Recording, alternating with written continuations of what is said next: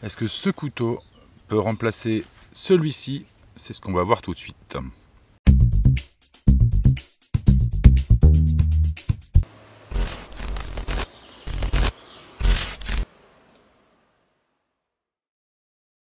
Alors, Old Bear, c'est un couteau qui est fabriqué par Antonini.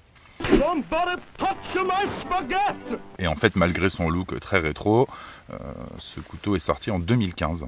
Donc il n'est pas aussi vieux qu'il en a l'air. D'ailleurs, le système de virole, qui a l'air très ancien lui aussi, qui fait très traditionnel, lui-même a été breveté apparemment en 85. Donc conception récente pour un couteau au look ancien. Alors bien sûr, manche en bois, lame clip point, couteau à virole, c'est un couteau qui marche complètement sur les plates-bandes de l'Opinel, auquel on va le comparer. Ici c'est l'Opinel numéro 8, ce modèle c'est la taille M, qui est en fait celui avec une lame de 8 cm, donc qui colle tout à fait avec l'Opinel numéro 8. À première vue, c'est des couteaux qui ont beaucoup de points communs, on va surtout s'intéresser aux différences bien sûr. Alors ce couteau, je l'ai acheté il y a environ 1 an et demi, et c'est d'ailleurs un abonné de la chaîne qui m'avait posé la question, et qui avait attiré mon attention sur ce couteau, qui m'avait demandé mon avis dessus. Je lui avais répondu que pas de problème s'il me l'offrait, et c'est ce qui... Ben non, c'est pas ce qui s'est passé, je me le suis acheté.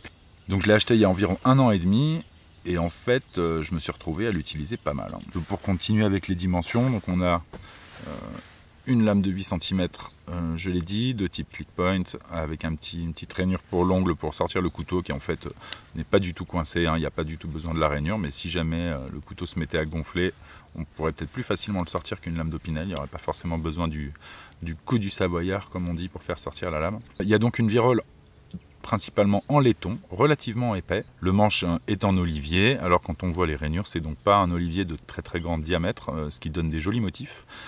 Contrairement à mon Opinel olivier, qui lui a visiblement est fait dans une branche un peu plus épaisse, dans un bout de bois un peu plus épais, ce qui lui donne un motif joli de haut, mais pas du tout visible sur le côté. C'est l'inconvénient d'acheter un couteau avec un joli bois sur internet, puisque vous ne pouvez pas choisir votre motif. Donc évidemment, ce genre de couteau, moi je vous conseillerais plutôt de l'acheter en boutique pour pouvoir choisir le manche qui vous plaît. Après, d'un point de vue strictement fonctionnel, évidemment ça change rien, mais si on cherche que de la fonctionnalité, on peut peut-être prendre l'Opinel en manche en hêtre. Donc olivier, laiton, jusqu'ici tout va bien, et là où le bas blesse, c'est la lame.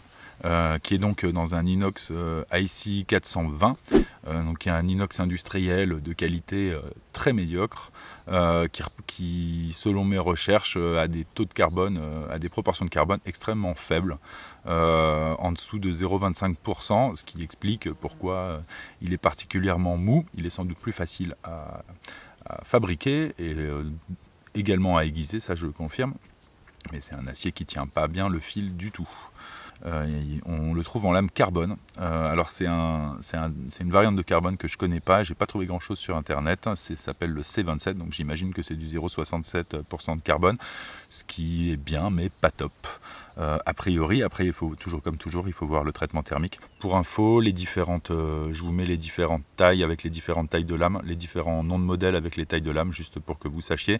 Ça correspond, en gros ils se sont calés un peu sur la gamme Opinel, entre les 6 et les numéro 6 et numéro 10. Non, franchement, par rapport à l'Opinel numéro 8, je vois pas une grosse différence, c'est du 2 mm.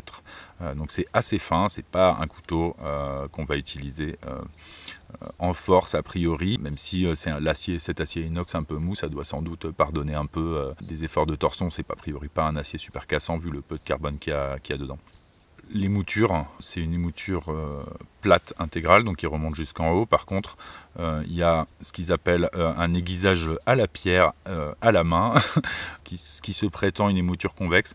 Alors pour être honnête, c'était assez dégueulasse à la sortie de la boîte. Ce couteau coupait assez mal et il a fallu le reprendre à la pierre. Par contre, le bon côté de cet inox assez mou, c'est que ça m'a pas pris non plus 107 ans pour trouver un fil correct. Mais bon, à retenir, c'est un couteau qui coupe de manière assez médiocre en sortie de boîte. De ce que j'ai vu sur internet, je ne suis pas le seul à avoir eu cette expérience, même si certaines personnes parlaient de bonnes performances dès la sortie de boîte. La dureté annoncée de cet acier sur le site d'Antonini est de 54-55 HRC, ce qui veut dire que c'est un couteau pas très dur, ça correspond bien à l'expérience. Hein. Voilà. Alors le seul avantage de cet inox par rapport au 12C27 qui est classiquement équipe les Opinel, c'est qu'il s'aiguise bien, il accroche bien la pierre. Moi j'ai toujours trouvé que les 12C27 Opinel étaient assez durs à aiguiser, toute proportion gardée bien sûr, parce que c'est une lame très très fine, mais en tout cas si on le compare avec si on le compare avec la lame carbone ou avec des profils de lame un peu similaires très très fins, je trouve que le 12C27 à la pierre classique est quand même assez énervant à aiguiser, ça n'accroche pas, ça glisse sur la pierre et il faut y aller, et du coup à force de passer on fait des rayures sur la lame, ce dont je n'ai pas grand chose à faire. En regardant le profil du Holberg, la pointe a l'air peut-être un petit poil plus épaisse sur la fin, ce qui peut-être rendra la pointe un petit peu plus résistante, mais bon, de toute façon c'est une pointe fine, hein. Et donc il ne faut pas faire levier avec et il ne faut pas s'en servir comme tournevis évidemment.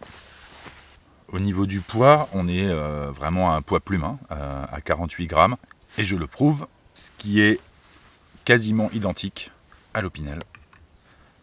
Manche olivier, je précise, puisque la version classique de l'Opinel avec le manche en hêtre pèse 4 grammes de moins si jamais ça intéresse quelqu'un. Pour mémoire, c'est des couteaux extrêmement légers, si vous ne vous rendez pas compte. Par exemple, le Duk Duk grand modèle, si vous avez ça dans la poche, c'est 70 grammes. Donc c'est très franchement plus lourd. Et pourtant, ça reste un couteau relativement léger. Pour le Rat 2, donc le petit modèle de Rat, qui est lui-même s'oublie plus ou moins en poche, on est à près de 80 grammes. Ce qui prouve qu'avec ses 48 grammes et quelques, et des brouettes, le Holberg est particulièrement léger. Alors moi, il y a 3 choses qui m'ont particulièrement attiré avec ce couteau. En dehors de la nouveauté, sachant que j'ai pas forcément de passion particulière pour la nouveauté. Il faut voir ce qu'elle peut apporter. Mais c'est donc le manche qui apparemment est fini à la main. Et ça, on le voit bien sur le pommeau. Comme vous pouvez le comparer avec l'Opinel qui est beaucoup plus brut de décoffrage. Ce pommeau est particulièrement doux. Donc le système de virole qui s'opère avec le pouce, et que je trouve particulièrement réussi et relativement durable dans le temps. Bon, ça fait qu'1 an et demi que je l'ai, mais en fait c'est un couteau qui s'est retrouvé assez souvent dans ma poche. Donc voilà, je peux témoigner que ce système de virole tient bien dans le temps, et après 1 an et demi d'utilisation vraiment fréquente, il a pris strictement aucun jeu.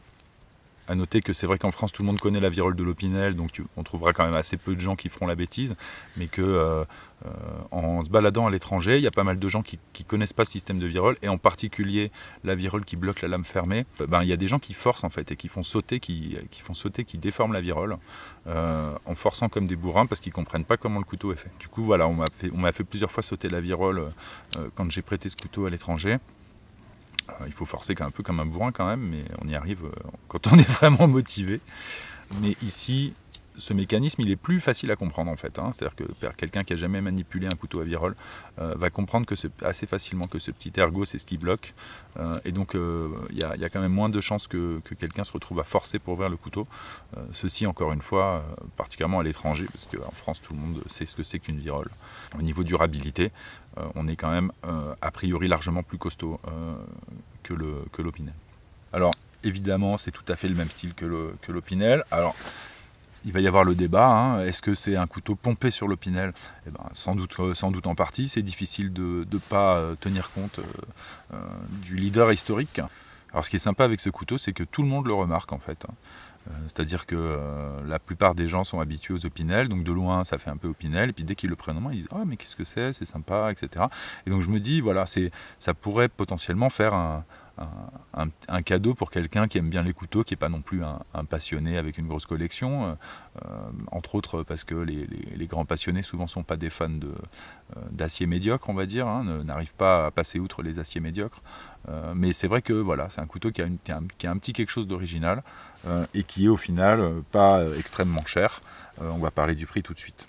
Alors ce modèle, donc la taille M, comme je disais, avec le manche en olivier, je l'ai payé 21 €. C'est toujours son prix sur un site de vente en ligne de couteaux bien connu. La version avec lame en carbone et manche en noyer est très légèrement moins chère, une vingtaine d'euros. Enfin, grosso modo, c'est dans la même zone de prix. L'Opinel, lui, en olivier, coûte nettement moins cher. Hein. Il a coûté celui-là 14 €. c'est quand même une différence de 7 euros, c'est-à-dire c'est quand même 50%. Le fait d'avoir des coûts de production aussi bas dû à l'industrialisation fait que Opinel est quasiment imbattable en termes de rapport qualité-prix. Maintenant, c'est vrai que celui-ci est sans doute dans une production à plus petite échelle, moins industrialisée, il y a moins d'économies d'échelle, et ça explique ce prix qui, pour un couteau dont une partie est faite à la main, est tout à fait acceptable. Je vous rappelle que le Nontron, lui, coûte nettement plus cher. Je me souviens plus combien, je vous mettrai ça dans la vidéo. En termes d'ergonomie, moi, c'est vraiment un des super points forts que je trouve de ce couteau, c'est vraiment son manche. Il est très confortable en main, il a un encombrement un petit peu inférieur à celui de l'Opinel numéro 8. C'est vrai que, bon, c'est pas énorme, mais c'est vrai que dans la poche, l'Opinel, on le sent. Celui-là, on le sent un peu moins, on le sent toujours parce que c'est un mancheron, mais il n'y a pas de secret pour faire un couteau confortable en main. Les manches plats, c'est quand même pas ça. Il est censé être huilé le manche, mais bon, il est plutôt sec quand il arrive. J'avais juste mis un peu d'huile de lin, elle est évidemment partie très vite. Et donc c'est intéressant parce que ce couteau était en fait plutôt plus clair que celui de l'Opinel, qui lui a un espèce de vernis un peu mat, comme sur les manches classiques. Cet Opinel, comme vous voyez, ça brille un peu, ça fait un petit peu des reflets. Donc ce manche était un petit peu plus clair que celui de l'Opinel à l'arrivée, on va dire plutôt de cette couleur-là. Et à l'utilisation, bien sûr, il s'est encrassé. Alors bon, ça donne, il est un peu moins brillant. Moi, je trouve que c'est sympa d'avoir un couteau où le fait qu'il a été utilisé se voit. Au niveau des utilisations, on est sur le même type d'utilisation qu'un Opinel. Au niveau de l'ergonomie, ça peut permettre une utilisation intensive. Par contre, c'est clair que le fil ne va pas tenir très longtemps. Donc, si vous comptez vraiment l'utiliser de manière intensive, avoir une pierre dans la poche, c'est obligatoire. L'avantage, c'est que, comme je disais, il accroche bien la pierre. Donc, du coup, une simple pierre des Pyrénées, par exemple, comme celle-ci que je vous ai présentée dans une vidéo, peut tout à fait faire l'affaire, vu que ça accroche bien. Et alors, ça se réaiguise en 10 secondes. Voilà. Vous pouvez aussi l'entretenir au cuir, même si bon, c'est peut-être une technique un peu noble pour un acier aussi médiocre. On ne va pas faire de travaux en force avec ce couteau, on ne va rien faire de très violent. Donc ça va être, on va dire, pique-nique, couper des ficelles, éventuellement ouvrir des cartons. Enfin voilà, le petit canif de poche qui n'est pas bulletproof, mais qui va être utile au quotidien. Et c'est réellement l'usage dans lequel il s'est retrouvé pour moi. C'est vrai que c'est un couteau que j'aime bien avoir dans la poche au quotidien. Bon, c'est vrai que je porte pas des jeans slim, donc ça me pose pas de problème d'avoir un manche un petit peu épais. Mais c'est pas non plus un encombrement fou. C'est un couteau qui est quand même relativement au coût modeste, donc si on le perd, on se le fait confisquer, il casse, tout ça, c'est pas non plus un drame absolu. Il est bien dans le créneau des couteaux simples, pas trop chers, que j'aime bien avoir dans la poche. Donc en résumé, les points positifs de ce couteau, c'est ça va être le manche qui est joli, qui a une bonne ergonomie, qui est très doux au toucher, même s'il n'est pas traité et qui s'encrasse un peu, moi ça ne me dérange pas. La virole qui peut s'opérer à une main, qui est a priori nettement plus costaud que celle de l'Opinel, et qui a un look plutôt sympa, plutôt rétro, mais c'est du faux rétro, c'est vrai, mais qui a un look plutôt sympa. Et l'esthétique générale du couteau, son look. Je trouve que c'est un couteau que j'ai pas honte de sortir de ma poche, qui m'attire d'une curiosité intéressée, qui fait pas peur, qui est très tradi. Au niveau de la taille, je reprendrai le même, le M, la lame de 8 cm, elle est parfaite. Pour les Opinel, j'aime mieux utiliser le 7, mais c'est en raison de la taille du manche en fait. C'est pas tant la longueur de la lame que la taille du manche. Au niveau des inconvénients, au niveau du contre, je dirais qu'en premier, l'acier, qui est quand même un acier plutôt bas de gamme, qui ne tient pas bien le fil, même s'il est quand même facile à aiguiser, et puis les moutures, la finition de la lame, qui soi-disant faite à la main sur pierre, c'est possible. À ce moment-là, soit c'est fait par des gens qui ne sont pas très doués, soit c'est fait à une vitesse telle que c'est pas possible de faire ça bien. En tout cas, voilà, ne vous laissez pas abuser par le côté finition de lame à la main. Moi je trouve ça...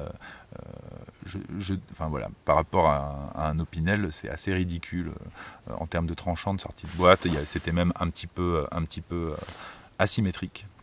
Et ensuite, il y avait un autre inconvénient qui est parti avec le temps, c'est cet énorme logo sur la lame que je trouvais pas terrible et qui m'amène un peu à une remarque un peu négative sur ce couteau. S'il faut vraiment en trouver une supplémentaire, c'est que ça sent un peu le marketing, quoi. Après, le côté un peu marketé, couteau tradi avec un nom anglais, moi je trouve que c'est pas si grave, enfin c'est un peu maladroit, mais je trouve que c'est pas si grave pour une entreprise de coutellerie qui est pas forcément énorme. En tout cas, moi je connaissais pas Antonini. Donc en gros, ils ont essayé de donner les meilleures chances à leurs couteaux de percer sur le marché. On peut le comprendre, hein, et si ça se trouve, c'est un truc qui a été décidé après, hein, et que le design du couteau en lui-même est fait de manière un peu plus sincère. Ça me gênerait beaucoup plus si ça venait d'une grosse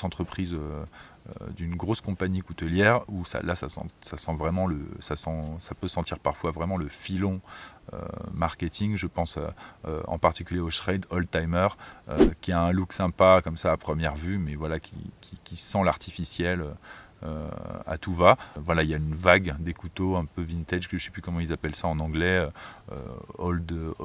c'est oldtimer, je crois justement, ou grande panaille, là, couteau de grand-père, où clairement tu sens le filon marketing. Voilà, c'est une petite revue de couteaux.